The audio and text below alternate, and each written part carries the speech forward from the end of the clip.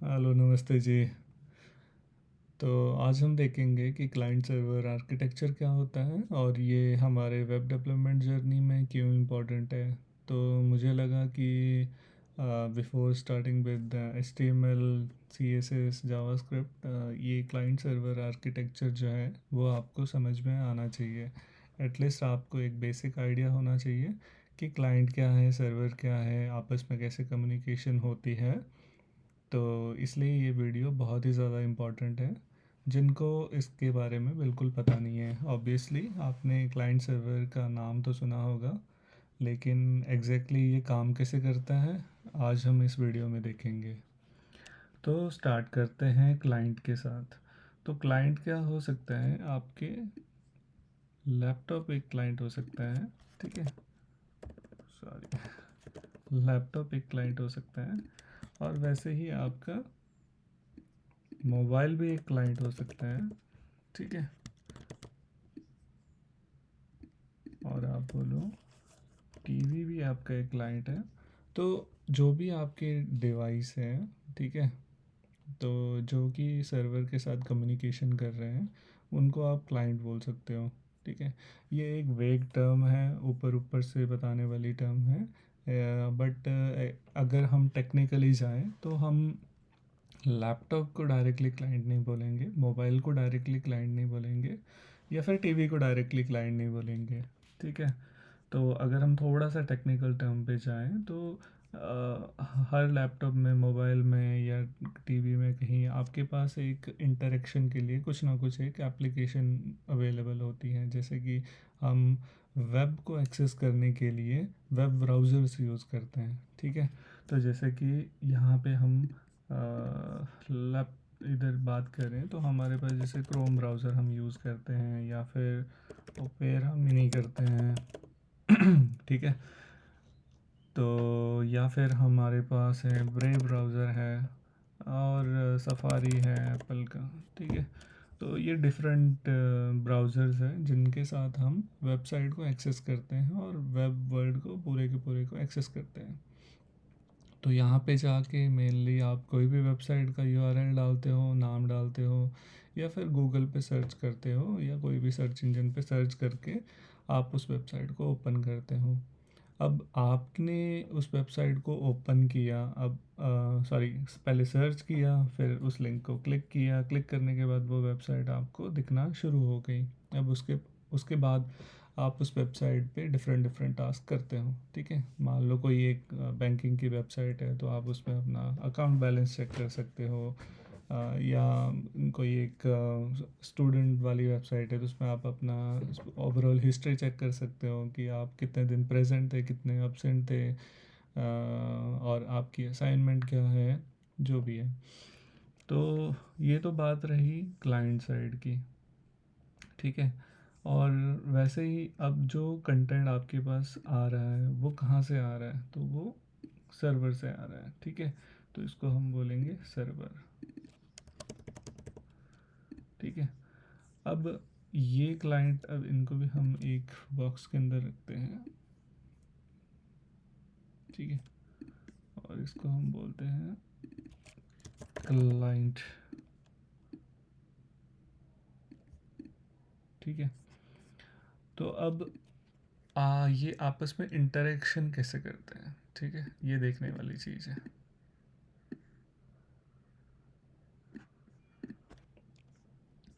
Okay, तो होता क्या है कि जैसे ही आप अपने ब्राउज़र पे आते हो और किसी भी वेबसाइट का यूआरएल डालते हो, तो लेट सपोज़ आप वेबसाइट पे आए, आपने यूआरएल डाला, और यूआरएल डालने के बाद रिक्वेस्ट जो जाती है वो सर्वर तक जाती है। तो जैसे आपने एक रिक्वेस्ट की कि मुझे फेसबुक, शॉर्ट फॉर्म कर देते हैं fv.com। ठीक है, तो ये हुआ आपका डोमेन। तो आपने कहा कि मुझे fv.com ओपन करके दे दो, तो जैसे आप यहाँ पे यूआरएल पे जाते हो, आपने टाइप किया fv.com। ठीक है, और एंटर किया। इसके बाद क्या होता है वो हम इस डायग्राम में समझने की कोशिश करेंगे।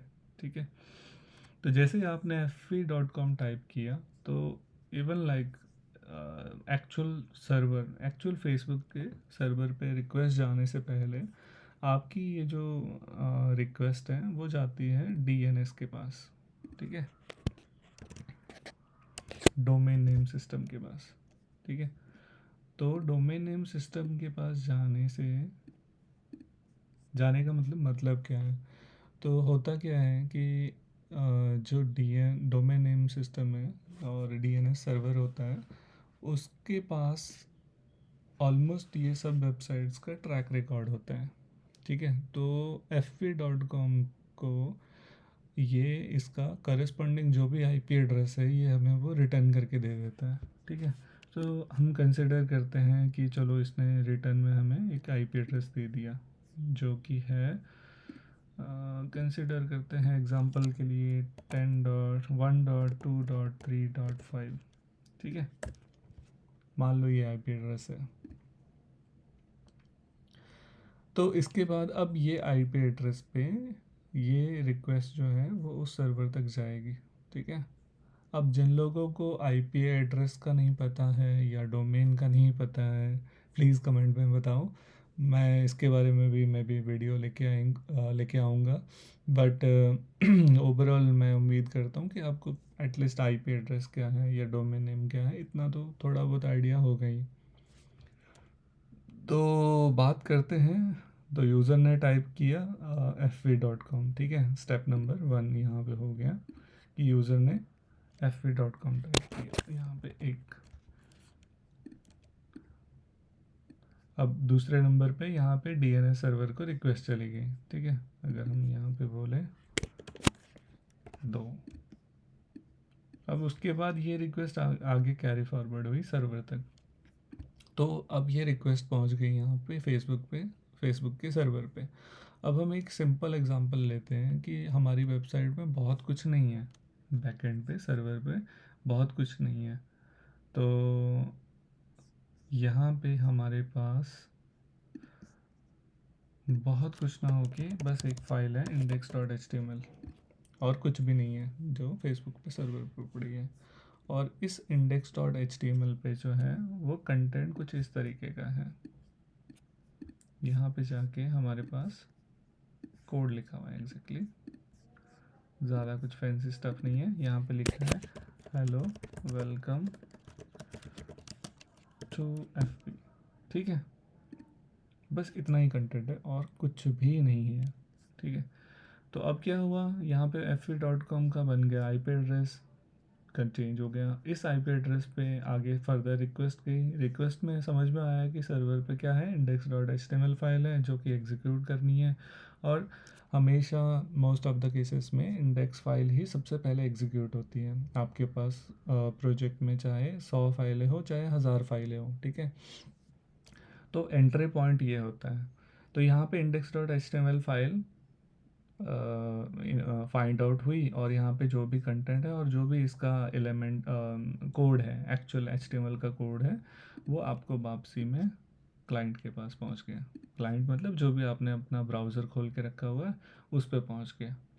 अब उस HTML के कोड को दिखाना कैसा है, अब यहाँ पे तो मैंने बताया कि ये कुछ ऐसे लिखा होगा, बट एग्जैक्टली देखो सिंपल टेक्स्ट भी हो सकता है बट हम टैग के साथ लेके चलते हैं। तो हमने बोला है कि यहाँ पे मान लो ये H1 टैग के अंदर था एक्चुअल कोड, ठीक है। तो इसको ऐसे कंसिडर करते हैं H1। तो अब ये जो HTML है वो यहाँ पे रिटर्न हुआ, ठीक है, और ब्राउज़र की रिस्पॉन्सिबिलिटी है, ठीक है, ब्राउज़र की रिस्पॉन्सिबिलिटी है कि उस HTML को दिखाना है। और जो HTML जिस तरीके से आएगा उसका वो कन्वर्टेड होके ही दिखेगा। जैसे H1 में आया है तो एक बड़ी सी हेडिंग देखने को मिलेगी, ठीक है।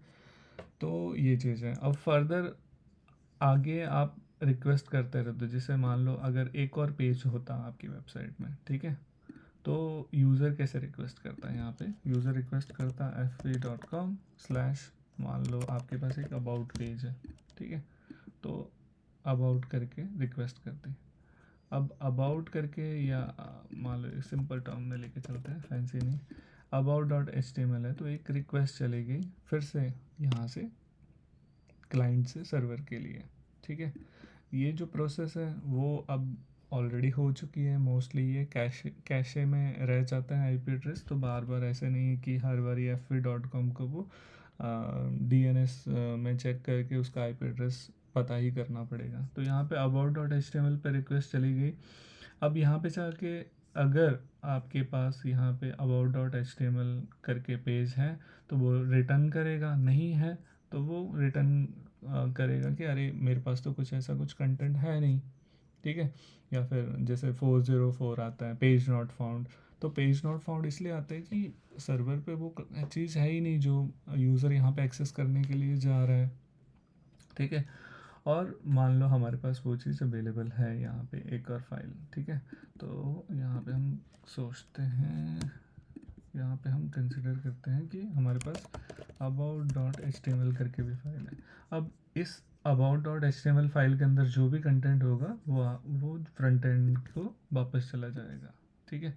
अब जो भी HTML है, CSS है, जावास्क्रिप्ट है, इसके अंदर वो चली जाएगी ब्राउज़र को। अब ब्राउज़र की रिस्पॉन्सिबिलिटी है उसको दिखाना। तो ब्राउज़र को क्या समझ में आता है, अगर हम मोटे मोटे तरीके में देखें तो ब्राउज़र को समझ आती है HTML, उसको समझ आती है CSS और उसको समझ आती है जावास्क्रिप्ट, ठीक है। इसके अलावा ब्राउज़र को और कुछ भी समझ में नहीं आता है, ठीक है। अगर हम ओवरऑल ऊपर ऊपर से देखें तो ये 3 चीज़ें हैं जो ब्राउज़र को समझ में आती है। तो अगर सर्वर से प्रॉपर रिस्पांस आ रहा है इन 3 फॉर्मेट में तो वो उसको डिस्प्ले करेगा और अच्छे से करेगा, ठीक है। अब अगर हम एप्लीकेशन की बात करें तो अब हम बोलें कि यार ये तो बात हुई कि यहाँ पे index.html में एक h1 था, उसको ही हमने रिटर्न करवाया और वो दिखना शुरू हो गया, ठीक है। अब कुछ लोग सोचेंगे कि इसमें हमारा डेटाबेस कहाँ पे इंक्लूड है, ठीक है। तो अब सर्वर के बाद में हम ये कह सकते हैं कि हमारे पास एक डेटाबेस लेयर भी है, ठीक है, या फिर एक डेटाबेस अलग एंटिटी है, ठीक है। तो ये हो गया डेटाबेस। अब जो सर्वर है वो उसकी रिस्पॉन्सिबिलिटी है डेटाबेस के साथ कम्युनिकेशन करना। अब अगर यहाँ पे ये लाइन नंबर 1 है, अब लाइन नंबर 5 में मान लो आपने यहाँ पे डेटाबेस के साथ कुछ कनेक्शन बनाया है। अभी के लिए मैं सिंपल ऐसे लिखता हूँ, मान लो एक कनेक्शन बना हुआ था जैसे dv क्रिएट कनेक्शन। ये आप एग्जैक्ट मत लेके चलो, ये ऐसे ही मैं रफली आइडिया दे रहा हूँ कि क्या हो सकता है। यहाँ पे आपने जब कनेक्शन बनाया था और कनेक्शन के जो भी क्रेडेंशियल थे जो भी थे वो यहाँ पे आ जाएंगे। तो कनेक्शन बनाने के बाद अब उस डेटाबेस से क्या चीज़ रीड हो रही है, क्या राइट हो रही है, वो रिस्पॉन्सिबिलिटी है सर्वर की। तो सर्वर कम्युनिकेशन करता है इसके साथ, ठीक है, डेटाबेस के साथ। तो ये सॉरी इस तरफ को लगाते हैं ये। तो यहाँ पे जो भी रिक्वेस्ट करनी है वो सर्वर ने रिक्वेस्ट करनी है डेटाबेस को कि मुझे स्टूडेंट निकाल के दो जिसकी रोल नंबर 1 है, तो वो इसकी डिटेल ला के दे देगा। अब डिटेल लाने के बाद मान लो आपने यहाँ पे HTML में वो डिटेल दिखाई हुई है, ठीक है।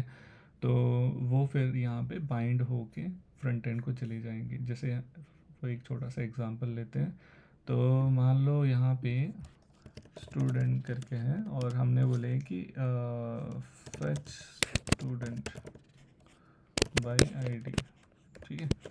तो हमने यहाँ पे आईडी पास कर दी है स्टूडेंट की और इसका रिकॉर्ड जो है मान लो ये स्टूडेंट इस वेरिएबल के अंदर आ चुका है। तो अब हमारे पास यहाँ सर्वर लेवल पे फीचर होते हैं टेम्पलेटिंग, अलग अलग लैंग्वेज में अलग अलग हम उनको बोलते हैं, ठीक है। तो अभी एग्जांपल के लिए कुछ भी ले रहे हैं, तो यहाँ पे जाके हम उसको एम्बेड कर देते हैं हम अपनी HTML में। तो मान लो ये नॉर्मल HTML में और टेक्स्ट हमने नेम लिख लिया और यहाँ पे जाके हमने बोला कि स्टूडेंट इस ऑब्जेक्ट के अंदर जाके हमें नेम दे दो, ठीक है। अब यहाँ पे हमने कर दिया ईमेल, तो हमने फिर दोबारा से बोला कि अब स्टूडेंट ऑब्जेक्ट के अंदर से जाके हमें ईमेल भी दे दो। अब ये ऑब्जेक्ट क्या है, कैसे है, वो बात की बात है, वो देखेंगे। बट अभी के लिए आप एक ओवरऑल ये कंसिडर करके ले चलो कि ये जो स्टूडेंट है ये कुछ इस तरीके से दिखेगा, ठीक है। तो मान लो ये कुछ इस तरीके से एक ऑब्जेक्ट है जिसके अंदर नेम है, मान लो ये टेस्ट है और उसके अंदर ईमेल है, तो test@test.com, ठीक है। और भी बहुत सारी इसमें इंफॉर्मेशन है, तो इस तरीके से आप ये बाइंड कर सकते हो। तो ये बाइंड करने के बाद एट द एंड जो है वो यहाँ पे वो एक HTML ही जाएगी जिसके अंदर ये चीज़ें ऑलरेडी फिट होके जाएगी, ठीक है। और वो जो HTML है वो यहाँ पे क्लाइंट साइड में शो होना शुरू हो जाएगी ब्राउज़र की हेल्प से, ठीक है। अब ब्राउज़र उन HTML को कैसे शो करता है, CSS को कैसे शो करता है और जावास्क्रिप्ट कैसे रन होती है, वो एक डेप्थ वाला पार्ट है। बट ओवरऑल एक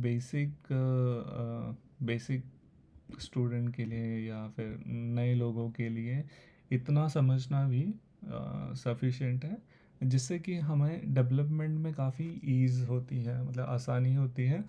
और अगर आपको कहानी समझ में आ रही है कि हो क्या रहा है, तो जब आप कोड लिखोगे तो तब वो चीज़ें सेंस करना शुरू करेंगी कि अरे यार हाँ एग्जैक्टली जो मैंने index.html में ऐसा कुछ लिखा था वो कैसे मेरे पास वापस आके दिख रहा है, ठीक है। और कैसे दो चीज़ें आपस में कम्युनिकेशन हो रही है, कैसे क्लाइंट रिक्वेस्ट करता है, सर्वर कैसे रिस्पॉन्स देता है, और सर्वर के पास भी एडिशनल ड्यूटीज़ है कि अगर हाँ कुछ डेटाबेस के साथ कनेक्शन करना है, कुछ रीड राइट ऑपरेशन करना है, तो वो सर्वर की रिस्पॉन्सिबिलिटी है, ठीक है। तो ये हो गया एक बेसिक क्लाइंट सर्वर आर्किटेक्चर। और आई होप आपको ये क्लियर हुआ होगा, नहीं हुआ होगा कुछ टर्म तो प्लीज़ कमेंट में मेंशन करें, ठीक है। अब तक के लिए इतना ही, मिलते हैं